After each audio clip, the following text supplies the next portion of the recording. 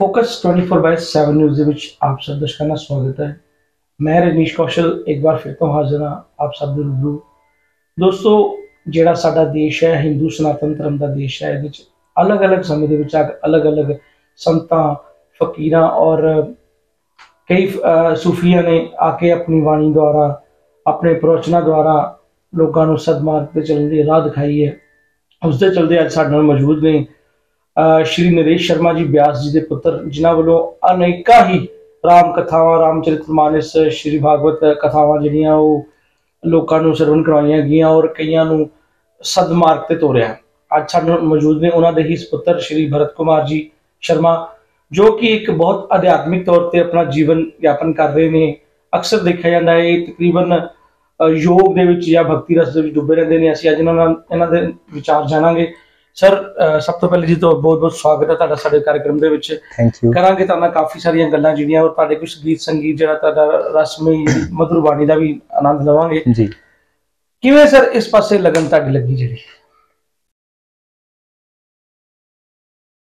घर में जो एक वातावरण था जी, वो स्टार्टिंग से, जन्म से ही बड़ी भगवान की कृपा रही कि वो एक बड़ा सात्विक वातावरण शुरू से मिला। जी, तो अध्यात्म तो ऐसे हुआ कि पापा जी पहले वकालत में थे, जी, तो उनका जैसे इस तरफ रुझान हुआ, जी, तो फिर ऐसा हुआ कि वो पूरी तरह से भगवान के साथ ही हर दिन के साथ उनका जुड़ना बढ़ता गया। मेरे जन्म से पहले एक वातावरण ये हो चुका था कि संकीर्तन, जी, कुछ स्वाध्याय, कुछ अध्यात्म की बातें, घर में सारा कुछ चलता था। तो हमें बचपन से, और खास बात ये थी कि उनका गायन में बड़ा अच्छा कंठ है, जी, माँ सरस्वती की कृपा से। जी, तो वो भी बचपन से ही मुझे उनके साथ बैठना, कुछ सुनते रहना, कुछ गाते रहना, तो एक शुरू से शौक था संगीत का। जी, घर में कैसेट चलती रहती थी, मोहम्मद रफ़ी साहब की और मुरारी बापू जी हुए, जी, जितने विनोद अग्रवाल जी हुए, जी। तो कथा संकीर्तन और शास्त्रीय संगीत का एक माहौल शुरू से रहा घर में। तो आपने भी सर संगीत की शिक्षा फिर ग्रहण की? हाँ जी, मेरी शुरुआत पिताजी से हुई। घर से ही हुई? जी जी, वो कहते हैं कि कुछ गॉड गिफ्ट था कि मैं जैसे फर्स्ट क्लास में था तो मैं कुछ भी वो गाते थे तो मैं तबला या कुछ बजा लेता था साथ में, जी, बिना सीखे। जी। तो फर्स्ट में उन्होंने मुझे फिर तबला लेके दिया, जो भी वो गाते थे मैं कुछ टेबल या कहीं बजाता रहता था उनके साथ। ओके। और वो कहते थे जो भी लगाया जाता है उसको आप स्वर और ताल में हमेशा रहते हैं, जी, उससे बाहर नहीं जाते। जी, जैसे जैसे समझ इम्प्रूव हुई, फिर हमारे वहाँ पे कृष्ण शांत जी एक संगीत के वो थे जिनका पापा से बड़ा स्नेह था, जी, तो फिर उनके साथ बैठना, उनकी जो बेसिक कुछ ट्रेनिंग वहाँ से भी हुई। जी, समय निकलता गया, फिर आगे संगीत में इंटरेस्ट बढ़ा और करते करते फिर बीए के बाद ग्रेजुएशन में भी संगीत था। उसके बाद एकदम से संगीत में बहुत गहरा मेरा टेस्ट होने लगा। जी, उसका एक रीज़न भी था, वो भी आपसे शेयर कर देता हूँ। जी, एक बार हम लोग यहीं अमृतसर में कार्यक्रम के लिए आए हुए थे, जी, और उस टाइम ये कंप्यूटर और ये सब नया नया 15 साल पुरानी बात है जी, कि इंटरनेट का उतना ज़्यादा नहीं था यूज़, बट शुरू हुआ था। जी, तो यहाँ भैया ने कहा कि यूट्यूब पे तो सब कुछ आ जाता है। जी, तो मेरे पास कुछ पुराने कलाकारों की शास्त्रीय संगीत से, जिनसे मैं बहुत प्रभावित हुआ था, एक दो जीवनियाँ मैंने देखी थी उनकी। जी, मतलब सुनने में आता था कि इतना जबरदस्त संगीत होता होगा क्या, उनकी आवाज़, और बहुत बातें जब लिखी तो बड़े प्रभावित हुए हम। जी, तो उन्होंने पहले कहा तो मुझे विश्वास नहीं हुआ। मैं कहा ऐसे कैसे हो सकता है कि अब यूट्यूब पे कुछ भी आप निकाल सकते हैं। तो उन्होंने कहा नहीं, मैं आपको चेक करवाता हूँ। तो उन्होंने मुकेश जी का एक गीत पुराना, वो जीना यहाँ मरना यहाँ, ये निकाला और मुझे सुनाया। मैंने कहा वाह। तो फिर मैंने एक जो आर्टिस्ट को जीवनी मैंने पढ़ी थी, तो उनके जीवन के बारे में मैंने कहा इसको नाम को आप टाइप करें। तो उनका नाम था विष्णु दिगंबर पुलुस्कर जी। जी, अब शास्त्रीय संगीत में तो हर शास्त्रीय संगीत वाले उनको नाम से जानते हैं, क्योंकि उन्होंने संगीत को उद्धार करने में बहुत भूमिका निभाई। जी, एक समय ऐसा था जो 19वीं शताब्दी के आसपास, 1910 के आसपास, कि उनके गुरु को जब बुलाया गया, उस टाइम ब्राह्मणों की बड़ी पूजा होती थी और संगीतकारों को उतने अच्छे ढंग से नहीं देखा जा सकता। राज दरबारों में तो संगीत था, बट ज्यादातर जो अच्छे परिवार के लोग थे वो, उनको लगता था कि अपने बच्चों को इसमें भेजें, क्योंकि वो राज दरबार में विलासिता का रंग ले गया था। कि अभी हमारे बच्चे गाने बजाने वाले नहीं बनेंगे। तो वो जैसे आप समझ सकते हैं कि कोठे में या इस तरह की प्रथा का एक चलन बढ़ रहा था। तो उन्होंने एक जब देखा कि गांव में उनके गुरु बैठे नीचे, और ये क्योंकि ब्राह्मण थे तो इनको सम्मानित किया गया स्टेज पे बुला के, तो उनको बड़ा महसूस हुआ कि मेरे गुरुदेव बैठे, उनको किसी ने पूछा ही नहीं। तो जब ऐसा उन्होंने देखा तो कह रहे संगीत की ये हालत मेरे से बर्दाश्त नहीं होती। तो बचपन में दिवाली के अंदर खेलते हुए उनकी आंखों की रोशनी चली गई थी।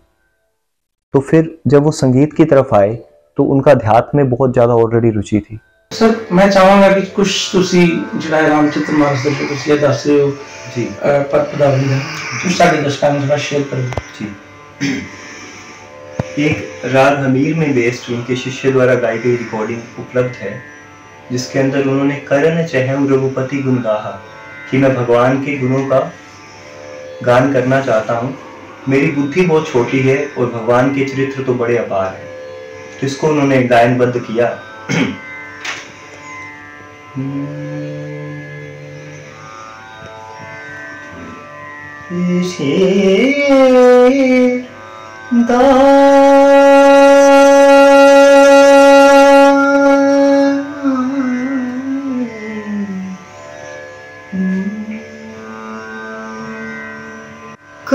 करण चहु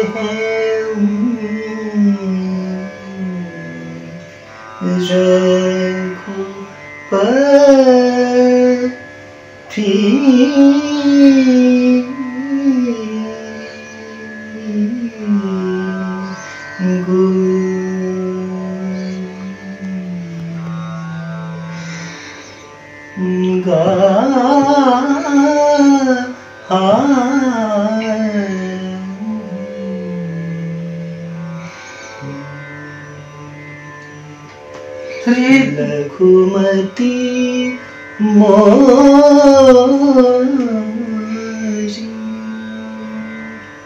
चरित अवगा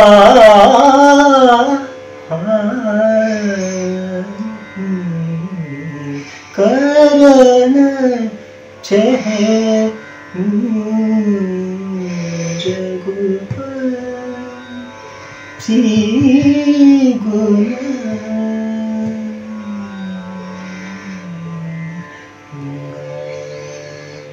जी एक चीज और बहुत इम्पोर्टेंट थी जो आपसे चर्चा करनी है।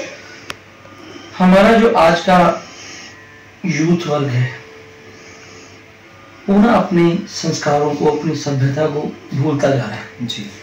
जैसे पिछले समय में देखो हमारे घरों में कई परिवार इकट्ठे रहते थे, आज तो दो भाई भी इकट्ठे नहीं रह सकते। फिर क्या होता था हमारे पुराने घरों में, खासकर हमारे ब्राह्मण परिवारों में, हर संक्रांत को कोई दिनवार कोई व्रत नहीं छोड़ते थे, ठीक है जी, ऐसा सारा कुछ होता था। आज की पीढ़ी है जो, और उनको कोई उत्सव जैसे किसी बच्चे का जन्मदिन आ गया, माता पिता की एनिवर्सरी आ गई, कोई बहन का बर्थडे आ गया, उस दिन वो कोई पार्टी नहीं होती घर में, सत्यनारायण जी की पूजा, कोई कथा, ऐसे प्रोग्राम चलते थे। आज ये सब कुछ अलोप होता जा रहा है। इसके बारे में आप आज की यंग जनरेशन को क्या मैसेज, क्योंकि आप यंग हो, आज के यूथ के आइडल हो आप, क्योंकि आपने ये जो पकड़ा है ये झंडा, अगर इसको लेके जाना है और हमें उनको साथ जोड़ना भी पड़ेगा। बिल्कुल सही बात। तो क्या मैसेज आप देना चाहोगे? सबसे पहली चीज जो हम लोगों को लगती है, कोई भी चीज देखिए, बच्चा अपने आप में कुछ भी नहीं कर रहा है, बच्चा अनुकरण करता है समाज का जी। और समाज में जो एक एनवायरनमेंट बनता जा रहा है, आप पेरेंट्स को देखें, इतनी फास्ट लाइफ होती जा रही है और सेटिस्फेक्शन खत्म हो रही है लाइफ से। सबसे बड़ी बात है, सही बात है। कभी कभी पेरेंट्स मुझे कहते हैं कि हम कहते हैं उन्हें कि आप भजन संकीर्तन में आएं या संगीत करें, शास्त्रीय संगीत की तरफ जाएं, हमारी संस्कृति को बचाने की तरफ बच्चों को लेके जाने का हम प्रयास करते हैं, पर वो मानते नहीं। मैंने कहा ये बात हम ऊपर ऊपर से बोलते हैं सही मायने में कि बच्चे का मन नहीं है। मैंने कहा बच्चे का तो मन है कि मोबाइल में मुझे गेम खेलना है और दे दो मुझे मोबाइल, तो क्या आप सारा दिन मोबाइल उसके हाथ में देते हैं? बच्चे का मन है कि मुझे टॉफी चॉकलेट पसंद है, तो क्या आप डब्बा ला के दे देते हैं? उसका मन है कि मुझे ट्यूशन स्कूल नहीं जाना, आप कहते हैं बेटा बहुत इंपॉर्टेंट है ये तो छोड़ ही नहीं सकते आप, क्योंकि लाइफ के लिए जिस चीज की इंपॉर्टेंस आप क्रिएट कर रहे हैं ना उसके मन में शुरू से, वो आपने पैसे और जॉब की करी है, स्टडी की करी है, वो हर जने को पता है कि ये बहुत ज़्यादा इम्पोर्टेंट है, पर हमने आजकल पेरेंट्स की भी ये कमी हो गई कि वो घर में उस टॉपिक पे बात ज़्यादा कर नहीं रहे। एक तो बिजी बहुत हो गया लाइफ, किसी के पास किसी तरह की बात में इन्वॉल्व होने का, हमारे धर्म ग्रंथों को पढ़ने का और उसकी जानकारी ना होने से फिर लोग हमें थोड़ा कंफ्यूज करने लगते हैं, क्योंकि संस्कृत भूल गए हम लोग। अब हमारी भी गलती इसमें नहीं है, 200-400 साल जो एक आक्रमण रहे, पंजाब बहुत समृद्ध रहा, तो वो जो एक उतार चढ़ाव देखे हैं और वेस्टर्न कल्चर जो आया है, क्योंकि शिक्षा पद्धति बदल गई। अब उन्होंने एक ही चीज थी कि अगर इनकी संस्कृति का मूल विश्व गुरु ये अगर हट जाए इससे, तो सबसे पहले इनके मूल संस्कारों को, जड़ों को ही खत्म कर दो। तो जब सारा का सारा एक पढ़ाने का, जीवन जीने का ढंग ही चेंज हो गया, तो फिर परिणाम भी वैसे आने लगे। अब देखिए, आप इंडस्ट्री को देखें, म्यूजिक इंडस्ट्री को देखें, जो पुराने आप गाने थे उनमें आप अगर नॉर्मल सॉन्ग को भी देखें तो बड़ी प्यारी वर्डिंग होती थी जी। किसी भी सॉन्ग को ले लें, रसिक बलमा, तो ये रसिक बलमा कितनी प्यार से कोई चीज बुलाई जा रही है। जब याद आए तिहारी, सूरत वो प्यारी प्यारी। अब जब याद आए तेरी, आजकल के शब्द ना तो शब्द समझ आ रहे हैं, ना उसमें कुछ संगीत का कुछ, बिल्कुल ही मतलब स्तर डाउन होता जा रहा है। अब इसका कारण सिर्फ ये नहीं है कि बनाने वाले ही बहुत घटिया बनाने लगे, उन्होंने जो काम करना है, मार्केट में जो चीज बिकेगी वो लोगों की सोच बदल चुकी। तो आज के मानसिक स्तर बच्चों का बिगड़ रहा है, और उसके दो मुख्य कारण हैं। एक तो संगति, कभी कभी ये भी देखा गया है कि बहुत अच्छे परिवारों के बच्चे भी अच्छी चीजों में इंटरेस्ट कम ले रहे हैं, और ये आप बेसिक जानते हैं कि उसका मेन रीजन है कि बच्चा कितनी देर आज घर में आपके साथ टाइम स्पेंड कर रहा है। इसको कभी हम विचार करें, मैक्सिमम वो सुबह उठता है, स्कूल चला जाता है, फिर ट्यूशंस के बाद कुछ टाइम उसने दोस्तों के साथ स्पेंड किया, रात को सिर्फ सोने के लिए वो घर में है, जो सोने के लिए घर में भी है तो उसके साथ मोबाइल सो रहा है साथ में तो मोबाइल में वो फिर भी बाहर की तरफ ही, भीतर जा ही नहीं पाता व्यक्ति। अगर हम लोग एक एग्जांपल देते हैं कि किसी भी चीज को समझना है तो पहले तो आप उस चीज से बाहर निकले। अगर आप दलदल से किसी को निकालना चाहते हैं तो कम से कम पहले खुद बाहर। तो जैसे हम एक एग्जांपल देते हैं कि क्रिकेट में एक बॉलर है, रन आउट की एक उदाहरण है, और वो उसके हाथ में बॉलिंग के टाइम वो जो पकड़ लिया उसने, उस स्टंप को लगाने की तरफ उसका ध्यान है। वो बैट्समैन को उतने ध्यान से नहीं देख रहा, उसका ध्यान ये कि बॉल में ध्यान से पकड़ूं, मेरी छूटे ना और मैं उसको लगाऊं, और बैट्समैन भागते हुए कि मैं लाइन के साथ जुड़ा रहूं, कि मैं पहुंच जाऊं। दोनों चीज उस कार्य में इन्वॉल्व है, बैट्समैन और बॉलर या फील्डर, ठीक है। पर वो पूछते किसको, एम्पायर की तरफ देखते हैं, क्योंकि वो दोनों को देख रहा है। किसी भी चीज का निर्णय करने के लिए पहले दोनों पक्षों का जो है आपको जानकारी बड़ी इंपॉर्टेंट है। अगर हम सिर्फ अपने मन से चीजों को सोचेंगे, विचारेंगे, तो उसका कुछ परिणाम आना बड़ा मुश्किल होता है। अब बच्चे सबसे ज्यादा दिक्कत एक आ रही है खान पान, फास्ट फूड की तरफ इतना ज्यादा। अब आप देखें, एक बड़े महापुरुष कह रहे थे कि हम कितने ज्यादा समझदार हो गए हैं कि हमें पता है कि सिगरेट के ऊपर लिखा हुआ है हानिकारक है, पर हम पैसे देके अपनी हेल्थ खराब करने के लिए कितने समझदार हैं, कितने इंटेलिजेंट हम होते जा रहे हैं। पैसे देके हम अपना जानबूझ के शरीर खराब करते हैं, सब पता है। और यही जनरेशन को, क्योंकि देखिए पहले मीडिया, मूवीज में अब तो थोड़ा सा आने लगा कि हानिकारक है, इसको धूम्रपान ना करें, पहले नहीं आता था। तो वो देख के उनको लगता था कि है अभी हीरो की तो एंट्री ऐसे होती है, अब ये ड्रिंक और ये सब सिगरेट ये तो आम चीजें हैं, अगर कोई नहीं कर रहा तो वो तो बहुत पिछड़े हुए उससे है, या वो मॉडर्न माना ही नहीं जाएगा। तो ये धारणा इस तरह से बदलती जा रही है कि अगर कोई छोटे शहर का बच्चा बाहर जाता है, वो कुर्ता पजामा डाल के कॉलेज जा रहा है, तो बच्चे क्या कहेंगे। अब वो क्यों कह रहे हैं ऐसा, उसके पीछे भी वो है रीजन, स्कूलिंग, फॉर्मल स्कूलों में पढ़ाई हो रही है। मैंने किसी को कहा कि आप प्रार्थना कोई या कुछ भजन आता है आपको, तो ओ गॉड, यहाँ से शुरू हो रहा है। उनके हिंदी बोलना बच्चों को पसंद नहीं आ रहा, पंजाबी अपनी लैंग्वेज पसंद नहीं आ रही। पेरेंट्स कह रहे थे बेटा पंजाबी नहीं बोलनी, हिंदी इंग्लिश में बात करो, घर में स्टैंडर्ड लगना चाहिए। तो वो हॉल कौन क्रिएट करवा रहा है, समाज और पेरेंट्स। बच्चे को तो आप जैसा एक रूप दे दें वैसा वो बनता जाएगा, वो इतना शुद्ध होता है। तो इसीलिए हम लोगों का एक प्रयास है कि नींव को ठीक किया जाए। जब तक हम जनरेशन में देखिए, एक बच्चा है उसने आगे चल के जॉब या बिजनेस करना है, और अगर उसे अभी से ये अध्यात्म या संगीत की तरफ थोड़ा सा रुझान दे दिया जाए, उनको थोड़ा बहुत सीखने 15 मिनट भी वो अपने दें या आधा घंटा हफ्ते में देने लगे अगर बहुत बिजी है तो, इससे उनके अंदर एक ठहराव आता है। और जब भी आप देखिए पानी अगर हिल रहा है तो आप अपनी चेहरे को ठीक नहीं देख पाते, ऐसे ही मन हमारा हमेशा भागता रहता है, विचलित रहता है, तो कोई निर्णय करना बच्चों के लिए सही हो नहीं पाता। इतने कंफ्यूज हैं आजकल हम लोग, बेटा ये कोर्स कर लो 1 साल लगा के बड़ा काम आएगा, 1 साल करने के बाद फिर वो बच्चा कहता है कि नहीं इसका कोई फायदा नहीं, मुझे तो इस फील्ड में जाना ही नहीं था, 2 साल किसी और कोर्स में लगाता हूँ। इतनी चीजें कर ली और फिर हम कहते हैं जीवन में समय ही नहीं है कुछ अच्छा करने का।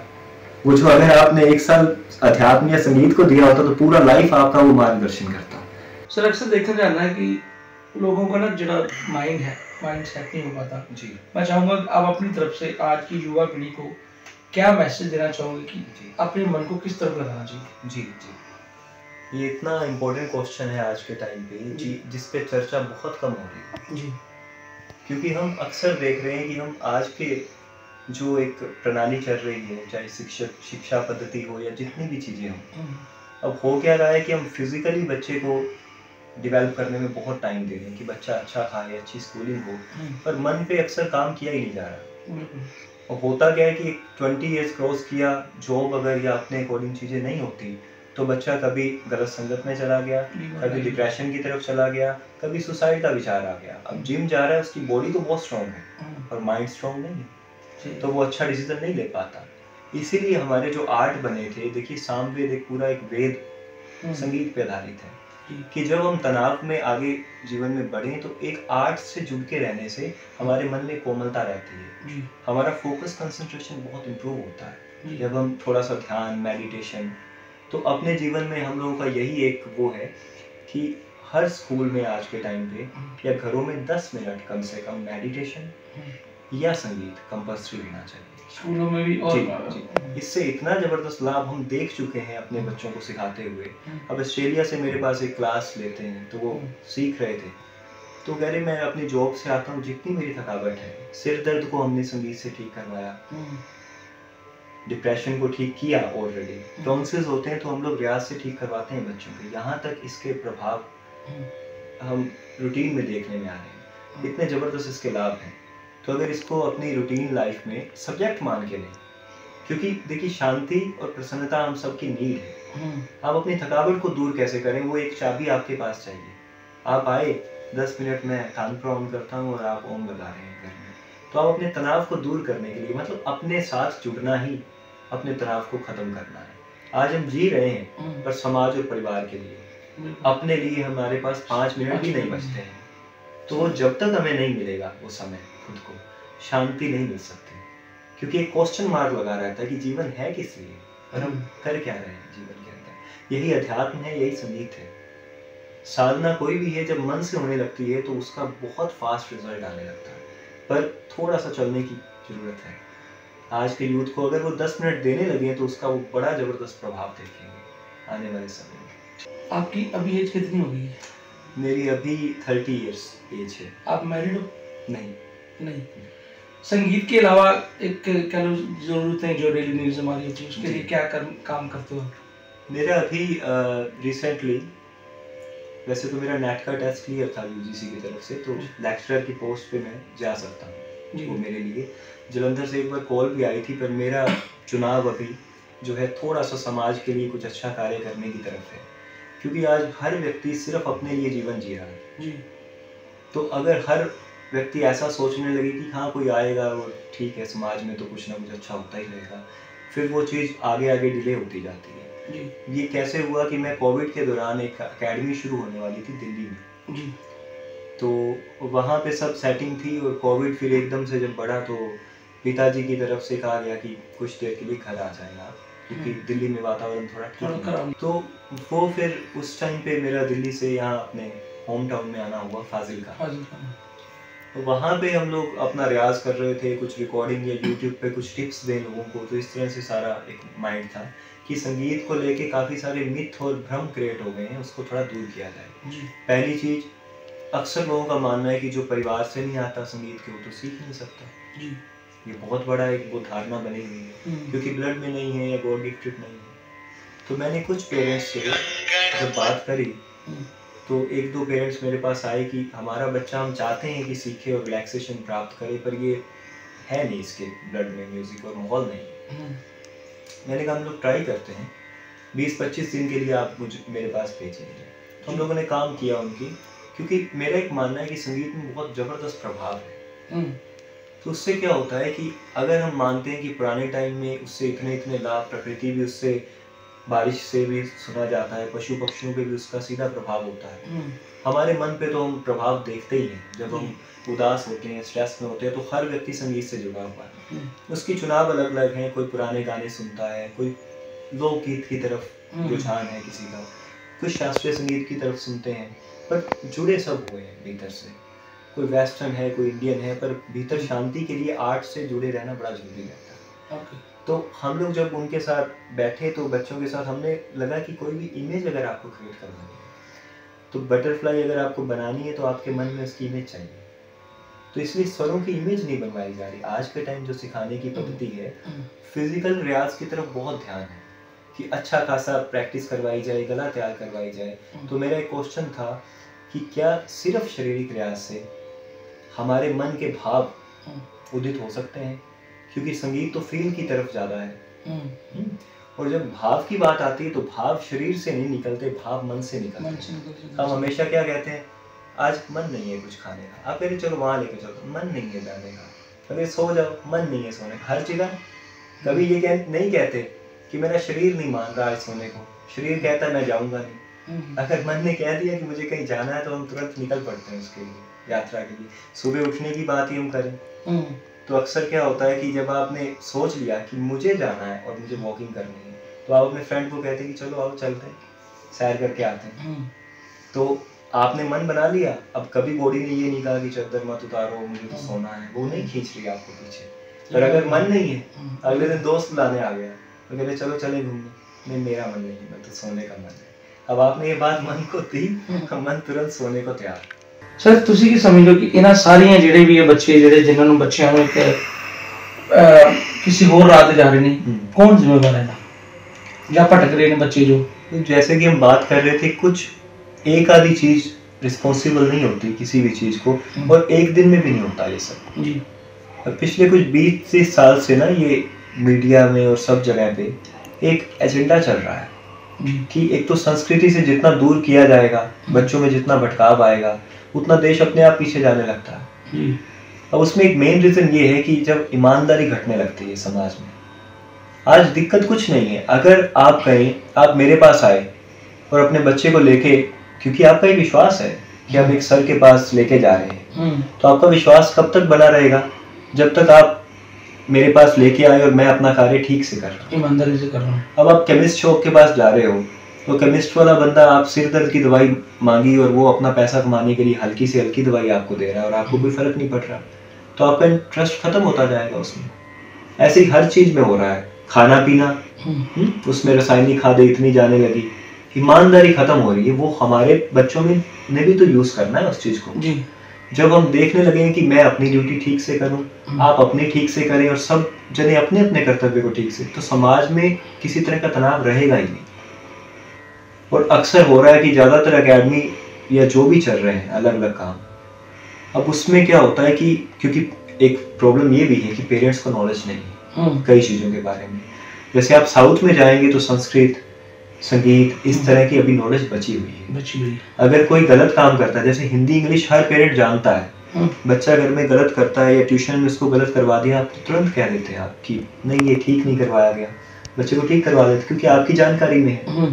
और संगीत, हमारा सनातन धर्म, ये सब पीछे जाने का कारण है कि आजकल घरों में उसकी चर्चा कम होने लगी, बैठकें नहीं होती जिसकी हम चर्चा कर रहे थे कि पुराने टाइम में जैसे कुछ होता था। जैसे मेरा आज भी जन्मदिन होता है तो मेरी कोशिश क्या होती है कि देखिए जीवन का 1 साल कम हो रहा है, तो जीवन को सही ट्रैक पे जाने के लिए थोड़ी स्पीड पकड़ी जाए और अपने ऊपर थोड़ा विचार किया जाए कि हम कुछ अच्छा करें। और तो मैं कोशिश करता हूँ कि अपने जीवन में कोई अच्छी चीज अप्लाई करने का प्रयास करूँ। जैसे मैं गाय को चारा डालने उस दिन जाता हूँ, सालों से, बचपन से ही मेरा नियम है। कुछ देर भगवान के सामने बैठता हूँ, जिन्होंने जीवन दिया है उनको धन्यवाद तो करें। कुछ समाज के लिए अच्छा करने का, अपना योगदान देने का प्रयास होता है। तो अगर थोड़ी थोड़ी चीज भी हम लोग समय के साथ अपने आप में भी इम्प्रूव करते जाएं, एक व्यक्ति अगर 4 जनों को भी प्रयास कर रहा है अच्छे मार्ग पे लेके जाने का, तो देखिए सब कुछ कितना कुछ चेंज हो जाता है उससे। सो ठीक है पर जी, बहुत सारियां गल्लां करना कीतियां, गल्लां ते होर भी बड़ियां ने, पर ਸਮਾਂ ਹਿਸਾਬ ਨਾਲ ਹੈ। ਅੰਤ 'ਚ ਹੀ ਚਾਹਾਂਗੇ ਕਿ ਤੁਸੀਂ ਕੋਈ ਭਜਨ ਜਿਹੜਾ ਆਪਣੀ ਬਾਣੀ ਤੋਂ ਸਾਡੇ ਦਰਸ਼ਕਾਂ ਨਾਲ ਜ਼ਰੂਰ। जी।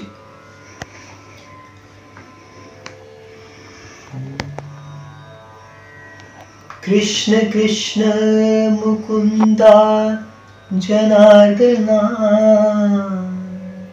कृष्ण गोविंद नारायण हरि। कृष्ण कृष्ण मुकुंदा जनार्दना, कृष्ण गोविंद नारायण हरि। तो मैं नाम संकीर्तन को 1-2 मिनट कर देता हूँ, क्योंकि हमें लगता है कि कलयुग में सबसे इजी भगवान को प्राप्त करने का जो साधन है ना, बहुत कुछ जानना, बहुत कुछ करना शेष नहीं रह जाता। भगवान के नाम में इतनी ताकत है। तुलसीदास जी ने कह दिया, राम न सकई नाम गुण गाए।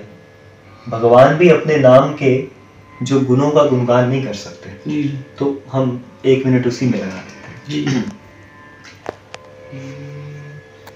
कृष्ण कृष्ण मुकुंदा जनार्दना, कृष्ण गोविंद नारायण हरि। कृष्ण कृष्ण मुकुंदा जनार्दना। कितने प्यारे प्यारे संकीर्तन है, देखिए। राम कृष्ण हरि मुकुंद मुरारी, पांडुरंग पांडुरंग पांडुरंग हरि। महामंत्र है। हरे कृष्ण कृष्ण कृष्ण हरे हरे, हरे राम राम राम हरे हरे। ਸੋ ਇਹ ਸਨ ਭਰਤ ਜੀ, ਜਿਨ੍ਹਾਂ ਨੇ ਆਪਣਾ ਕੀਮਤੀ ਸਮਾਂ ਸਾਨੂੰ ਦਿੱਤਾ, ਔਰ ਅਸੀਂ ਆਪਣੇ ਵੱਲੋਂ ਵੀ ਆਮ ਯੂਥ ਨੂੰ, ਖਾਸ ਕਰ ਯੂਥ ਨੂੰ ਔਰ ਪੇਰੈਂਟਸ ਨੂੰ ਅਪੀਲ ਕਰਾਂਗੇ ਕਿ ਇਹੋ ਜਿਹੇ ਨੌਜਵਾਨ ਜੋ ਇੱਕ ਅਧਿਆਤਮਿਕ ਵੱਲ ਕਦਮ ਉਠਾ ਰਹੇ ਨੇ, ਇਹਨਾਂ ਦਾ ਵੱਧ ਤੋਂ ਵੱਧ ਸਾਥ ਦਿਓ। ਆਪਣੇ ਬੱਚਿਆਂ ਨੂੰ ਸਹੀ ਰਾਹ, ਉਹਨਾਂ ਤੇ ਬੋਝ ਨਾ ਪਾਓ, ਉਹਨਾਂ ਦੇ ਮਨ ਦੀ ਸੁਣੋ, ਉਹ ਕੀ ਕਰਨਾ ਚਾਹੁੰਦੇ ਆ, ਬਿਨਾਂ ਡਿਪਰੈਸ਼ਨ ਤੋਂ ਉਹਨਾਂ ਨੂੰ ਆਪਣੀ ਮਰਜ਼ੀ ਨਾਲ ਔਰ ਆਪਣੇ ਸੰਸਕਾਰਾਂ ਦੇ ਨਾਲ ਉਹਨੂੰ ਸੀਚੋ, ਤਾਂ ਕਿ ਉਹ ਵੱਡੇ ਹੋ ਕੇ ਤੁਹਾਨੂੰ ਜਿਹੜਾ ਇੱਕ ਆਪ ਵੀ ਇੱਕ सफल जिंदगी जी पान और ਤੁਹਾਨੂੰ ਵੀ ਇੱਕ ਵਧੀਆ। आज क्योंकि हम सबका एक प्रयास चाहिए कि हम सब लोग मिल जाएं जी अपनी संस्कृति को बचाने के लिए, क्योंकि ये समय बहुत फास्ट आगे बढ़ रहा है जी, और शांति और आनंद जीवन में स्थापित करने का काम करें, जी, क्योंकि सेटिस्फैक्शन बहुत जरूरी है जी।